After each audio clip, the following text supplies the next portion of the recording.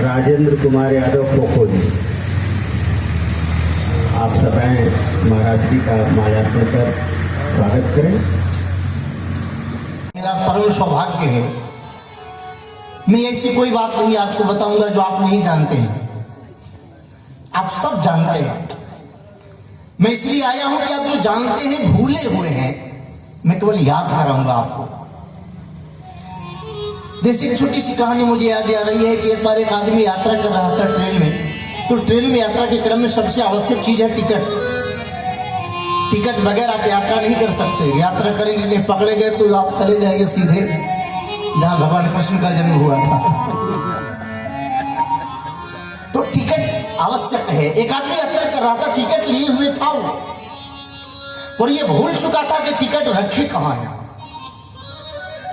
अब टीटी महोदय ticket ticket ticket चारों तरफ से टिकट सब लोग दिखा रहे थे, वो भी आगे चारों तरफ ढूंढने लगा टिकट कहाँ है भाई, पर टिकट मिल नहीं रही थी। अच्छा, वो टीटी महोदय को न जाने उन लोगों को कौन सी ट्रेनिंग मिलती है, दी जाती है, उनको समझ में आ जाता है कि किसके पास टिकट है किसके पास नहीं है। वो टीटी पहचान गया इसके पास टिकट है, नहीं मिल रही अलग बात है। टीटी ने कहा श्रीमान आप यात्रा करो, मैं आपसे टिकट नहीं मांग रहा हूँ, कोई बात नहीं, नहीं मिल रही मत मिले, आप यात्रा करो निसंकोच। टीटी आगे बढ़ गया, उधर से भी चेक करके आया, तब से आदमी यही कर रहा था, टिकट ही ढूंढ रहा पर टिकट मिल नहीं रही थी। टीटी ने कहा श्रीमान जब मैंने आपसे निवेदन किया कि आप यात्रा करो तो काहे परेशान, टिकट नहीं मिल रही मत मिले, आप तो यात्रा करो। उस आदमी ने जो जवाब दिया, बड़ी बढ़िया बात उसने कही, और बात हमारे लिए आपके लिए बहुत।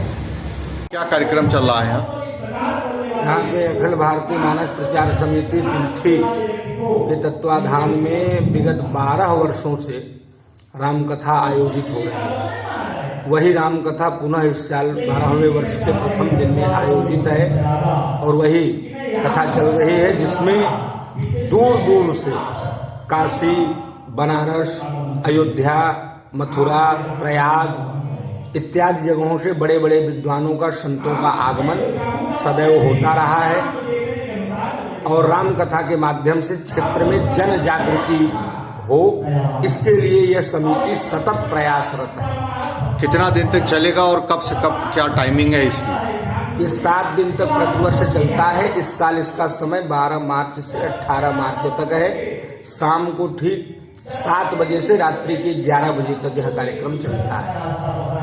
इस वक्त कोरोना वायरस का बहुत ही चर्चा है, क्या उसके लिए भी कोई विशेष अनुष्ठान हवन पूजन? हाँ बिल्कुल, कोरोना वायरस क्या है, अगर सूक्ष्म शब्दों में हम जानने का प्रयास करें तो प्रकृति की अवहेलना ही कोरोना वायरस है। ऐसा हम नहीं, बड़े बड़े धार्मिक, बड़े बड़े विद्वान और बड़े बड़े वैज्ञानिक भी इन चीजों को मान चुके हैं कि कोरोना वायरस हमारे धर्म की उपेक्षा का ही परिणाम है, और हम इस रामकथा के माध्यम से उस वायरस को कहीं न कहीं निष्क्रिय करने के लिए जो हमारे आयुर्वेद में पद्धतियां बताई गई हैं, जो जावित्री का प्रयोग करके अगर अग्नि में जावित्री का धुआं प्रवाहित किया जाए तो कोरोना के कैसे भी वायरस हो वो समाप्त होते हैं, ऐसा आयुर्वेद का शोध अभी 2 दिन पहले पेपर में भी प्रकाशित हुआ है, और शास्त्रों में तो बहुत साल पहले से है।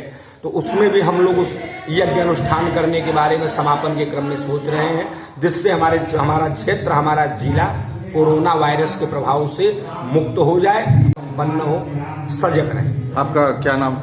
हमारा नाम पंडित धर्मराज शास्त्री।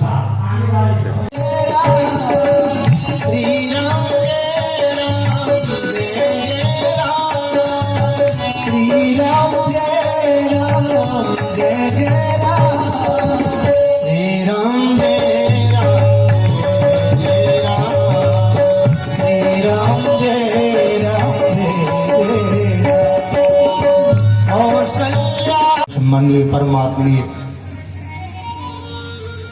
अभिन्न मित्र भैया श्री धर्मराज शास्त्री जी, सादर अभिनंदन। कुशल मंच संचालक के रूप में न दिखी, प्राप्ति करा दे पर साधन न दिखी। इसी परिप्रेक्ष्य में बड़ी सुंदर दोहा कबीरदास जी लिखे हैं कि कर का मन का डार दे, अब केवल मन का फेर, इसी का नाम उपासना है। आप कई लोगों को देखें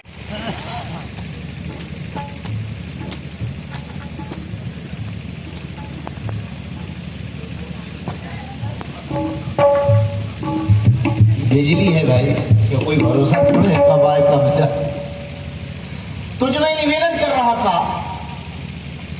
टीटी ने उससे फिर से पूछा कि भैया मैं जानता हूं आप टिकट लिए हुए हो, कोई बात नहीं मिल रही है। तो उसने मुझे जवाब दिया, वो हमारे आपके लिए बड़ी कीमती बात है। उसने कहा श्रीमान मैं टिकट इसलिए नहीं ढूंढ रहा हूं कि आपको दिखाना है।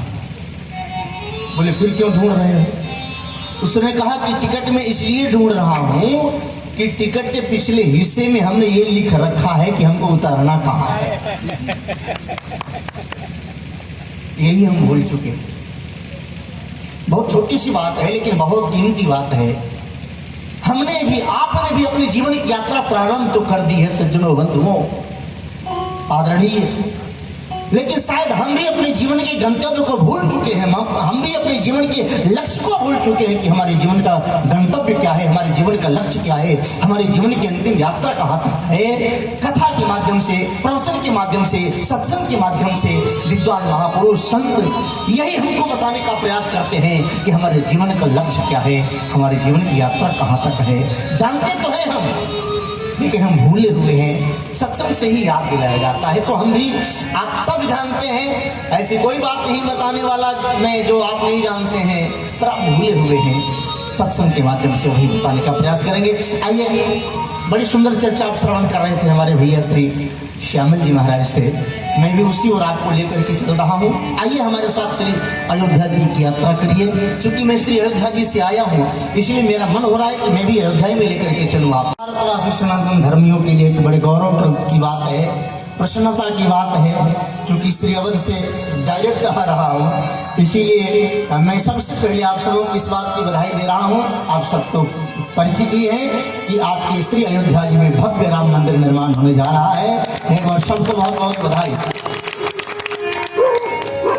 25 भारतवासी सनातन धर्मियों के लिए एक बड़े गौरव की बात है, प्रसन्नता की बात है। चूंकि श्री अवध से डायरेक्ट आ रहा हूँ, इसीलिए मैं सबसे पहले आप सबों को इस बात की बधाई दे रहा हूँ। आप सब तो परिचित ही है कि आपके श्री अयोध्या जी में भव्य राम मंदिर निर्माण होने जा रहा है। एक बार सबको बहुत बहुत बधाई। 25 सब संतन की जय, सब भक्तन। श्री राम, श्री सीतारामचंद्र भगवान की जय, श्री हनुमान जी महाराज की जय, श्री अयोध्या धाम की जय, श्री सरयू मैया। कुछ देर में वो भी चले। अब तो अजामिल जाग गया,